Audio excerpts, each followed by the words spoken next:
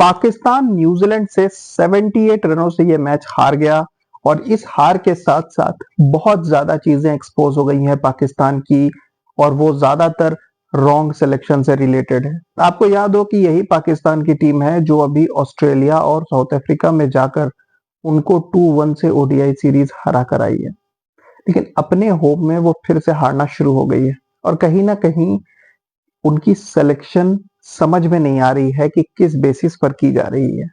अचानक से खुशदिल शाह और फहीम अशरफ टीम में आ जाते हैं। आपको बता दूं कि ये कोई डोमेस्टिक के बढ़िया परफॉर्मेंस देकर नहीं आए हैं, ये बांग्लादेश प्रीमियर लीग की परफॉर्मेंस पर आए हैं। आप इमेजिन कीजिए, एक टीम जो ऑस्ट्रेलिया और साउथ अफ्रीका को जाकर उनके घर में 2-1 हरा कर आती है, उस टीम से कुछ प्लेयर्स को बाहर करके बांग्लादेश प्रीमियर लीग के टॉप परफॉर्मर्स को टीम में डाल दिया जाता है, तो उस टीम के ऊपर और क्या फर्क आएगा। यही होगा जो होना है। साथ ही साथ यहाँ पर स्पिनिंग कंडीशन है। आप खुद इमेजिन कीजिए कि न्यूजीलैंड की बॉलिंग में माइकल ब्रेसवेल, मिचेल सैंटनर, साथ साथ ग्लेन फिलिप्स भी बॉलिंग कर रहे थे और रचिन रविंद्रा, इन चारों ने मिलकर 26 ओवर बॉलिंग की और 6 विकेट लिए, सिर्फ 114 रन देकर, जबकि 330 रन का टारगेट था। तो आप इमेजिन कर सकते हैं कि कितना कंट्रोल किया न्यूजीलैंड के स्पिनर्स ने। लेकिन पाकिस्तान के साथ क्या प्रॉब्लम हो गई, पाकिस्तान सिर्फ एक जेन्युइन स्पिनर लेकर उतरा है। यहाँ न्यूजीलैंड की टीम में मिचेल सैंटनर एक जेन्युइन स्पिनर है, ओडीआई फॉर्मेट के लिए बिल्कुल ठीक है, वो काफी ज्यादा व्हाइट बॉल क्रिकेट खेल चुके हैं। माइकल ब्रेसवेल एक प्रॉपर स्पिनर है।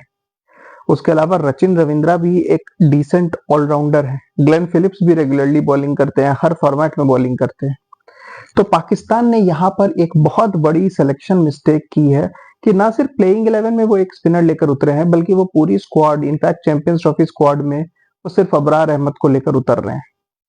अब अगर पाकिस्तान को इस सिलेक्शन में कोई चेंज करना है तो उनके पास सिर्फ 2 दिन का वक्त और है, लेकिन पाकिस्तान का अगला लीग मैच 12 तारीख को है। तो अगर उस मैच के बाद पाकिस्तान कोई डिसीजन लेते हैं तो वो आईसीसी एक्सेप्ट नहीं कर सकती।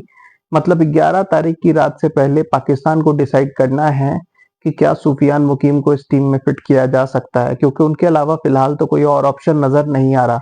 सुफियान मुकीम साउथ अफ्रीका भी गए थे, ऑस्ट्रेलिया भी गए थे और उन्होंने डिसेंट स्टार्ट लिया है अपने करियर का। एक जेन्युइन स्पिनर है, लेफ्ट आर्म चाइनामैन बॉलिंग करते हैं और उनका सेलेक्ट नहीं होना एक बहुत बड़ा क्वेश्चन मार्क था। स्पेशली फहीम अशरफ की जगह वो सिलेक्ट हो सकते थे। फहीम अशरफ एक फास्ट बॉलिंग ऑलराउंडर की कैटेगरी में सिलेक्ट किए गए हैं, लेकिन मुझे समझ नहीं आता कि दुबई में और पाकिस्तान की पिचेस पे, जहां पर अगर आपकी टीम में हार्दिक पांड्या या बेन स्टोक्स ऐसा कोई प्लेयर है जो ठीक है, जो आपकी प्लेइंग 11 का पार्ट बनता है, लेकिन अगर आप जबरदस्ती एक फास्ट बॉलिंग ऑलराउंडर खिलाने की वजह से आप उसे खिला रहे हो, तो ये समझ के बाहर है, क्योंकि फहीम अशरफ की जगह कहीं से भी नहीं बनती। यही अगर फहीम अशरफ की जगह सुफियान मुकीम होते तो मेरे ख्याल से ये टीम का बैलेंस सही होता। पाकिस्तान ने और भी बड़े सारे उल्टे सीधे मूव किए। अगर पाकिस्तान की बैटिंग की बात करें, क्योंकि आई थिंक पिछले वीडियो में हम बॉलिंग डिस्कस कर चुके हैं, तो दोबारा बॉलिंग की बात नहीं करते हैं। पाकिस्तान की तरफ से बहुत दिनों बाद फकर जमान एक्शन में नजर आया। फकर जमान को काफी टाइम से ड्रॉप किया गया था पाकिस्तान टीम से, आपको याद हो उस ट्वीट के कारण।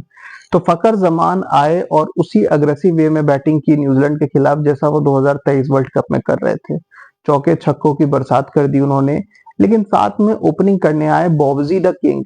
अब होम कंडीशन में बॉबजी द किंग अगर ओपनिंग कर रहे हैं, आई नो कि बॉबजी द किंग ने अपने करियर में ज्यादातर नंबर 3 पे बैटिंग की है, लेकिन opening for a number 3 batsman in ODI cricket is not very different. Red ball cricket में फर्क पड़ता है, मगर व्हाइट बॉल से वो टी20 में तो ओपनिंग करते ही आए हैं, तो ऐसा भी नहीं है कि ओपनिंग उनके लिए बिल्कुल नहीं है, उन्होंने कभी नहीं की, बहुत बड़ी बात है।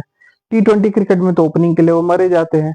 100 से ऊपर मैचेस वो टी20 के खेल चुके हैं, तो मुझे नहीं लगता कि ओपनिंग इतनी बड़ी प्रॉब्लम है उनके लिए। लेकिन वो उतरकर बॉल वेस्ट कर रहे थे। इमेजिन कीजिए 330 प्लस का चेज है, फकर जमान दूसरे एंड से रन बना रहा है, आप एटलीस्ट स्ट्राइक तो रोटेट करो। 10 ओवर में 52 रन की पार्टनरशिप हुई इसके बावजूद, लेकिन उस 52 रन में बॉबजी द किंग के सिर्फ 10 रन थे, वो भी 23 बॉल्स पे। मतलब 4 ओवर में 10 रन बॉबजी द किंग के थे और बचे 6 ओवर में 42 फकर जमान के। मतलब फकर जमान रिक्वायर्ड रेट जो 6.5 की थी उस हिसाब से खेल रहे थे, लेकिन बॉबजी स्ट्राइक तक रोटेट नहीं कर पा रहे थे। बाद में वो माइकल ब्रेसवेल की बॉल पे आउट हो गए, कामरान गुलाम आए और मेरे ख्याल से कामरान गुलाम स्टीव स्मिथ की 7वीं सस्ती कॉपी बन गए हैं। देखा होगा आपने कि वो अभी साउथ अफ्रीका में वो नो रन वो स्टीव स्मिथ की एक्शन कॉपी कर रहे हैं। भाई जब ये टीम में आए थे तो ये परेशान थे, इन्होंने कुछ स्पीचेस दिए थे कि मैं डोमेस्टिक का टॉप परफॉर्मर हूँ ये वो। एक सेंचुरी इन्होंने डेब्यू में मार दी, एक सेंचुरी इन्होंने ओडीआई में मार दी, बस ये लग गए स्टीव स्मिथ बनने। ये इनका आईक्यू लो है पाकिस्तान बैट्समैन का। ये किस दुनिया में रहते हैं, कोई डॉन ब्रैडमैन बन जाता है, कोई ईगल बन जाता है। अब ये स्टीव स्मिथ जबरदस्ती बनने की कोशिश कर रहे हैं कामरान गुलाम, और फिर एक बेवकूफी की इनिंग्स खेली उन्होंने, एक और अपॉर्चुनिटी मिस की। पिच काफी अच्छी थी, 32 बॉल्स पे सिर्फ 18 रन बनाए और डिसमिस हो गए, trying to hit over the top. दूसरे एंड पे फकर जमान खेल रहे हैं, लेकिन ये लोग स्ट्राइक तक रोटेट नहीं कर पा रहे। जहां बॉब्जी द किंग ने 43 की स्ट्राइक रेट से बैटिंग की, वहीं कामरान गुलाम ने 56 की स्ट्राइक रेट से बैटिंग की। रिजवान आए, वो भी बुरी तरीके से फ्लॉप हो गए, 3 रन बनाकर आउट हो गए। उसके बाद सलमान अली आगा और तैयब ताहिर ने कुछ हद तक पार्टनरशिप की, पाकिस्तान टीम को थोड़ा सा रेस्क्यू किया, लेकिन फकर जमान जैसे ही 84 रन बनाकर डिसमिस हुए, चेज वहीं किल हो गई। बाद में लोअर ऑर्डर ने थोड़े बहुत रन बनाए, लेकिन 350 की चेज के लिए आपको पहले 14-15 ओवर्स में 100 रन पहुंचना पड़ेगा, 1 या 2 विकेट की लॉस पे मैक्सिमम।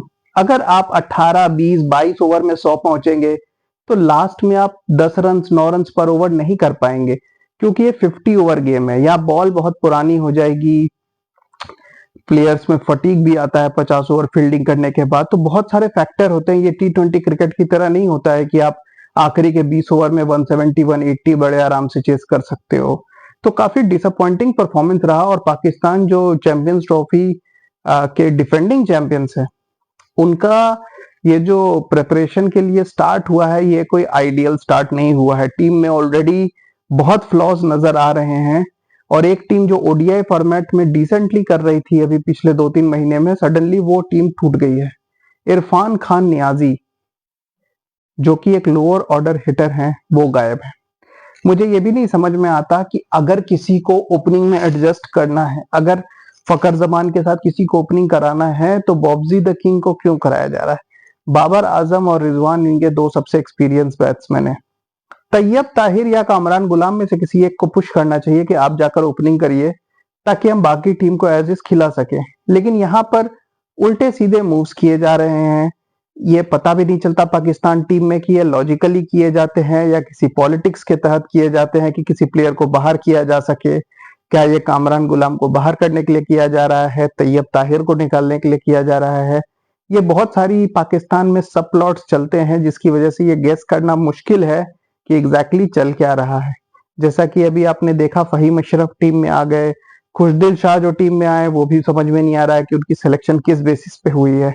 तो पाकिस्तान के पास अभी 2 दिन का टाइम है अगर वो इसमें कुछ चेंजेस करना चाहते हैं, क्योंकि इस टीम के साथ पाकिस्तान चैंपियंस ट्रॉफी बिल्कुल नहीं जीतने वाली, बल्कि अगर हो सका तो शायद वो सेमीफाइनल भी ना पहुंच पाए। Keep watching guys, thank you.